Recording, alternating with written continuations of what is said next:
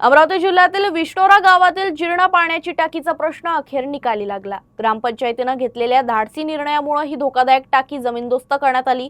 त्यामुळे नागरिकांनी सुटकेचा श्वास घेतला आहे। विष्णोरा येथील पाण्याची टाकी अनेक वर्षापासून जीर्ण अवस्थेत होती। टाकीच्या बाजूला मोठ्या प्रमाणात घरं असल्याने टाकी कधीही कोसळू शकते अशी भीती नागरिकांमध्ये होती।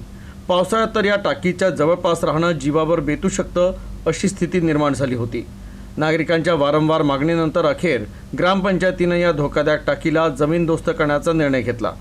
प्रशासनाच्या मदतीने ही जीर्ण टाकी पाडण्यात आली। टाकी पाडल्यानंतर परिसरातील नागरिकांनी ग्रामपंचायत आणि प्रशासनाचे आभार मानले।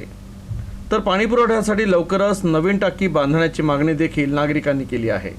तर जीर्ण टाकी पाडल्याने नागरिकांनी सुटकेचा निश्वास सोडला।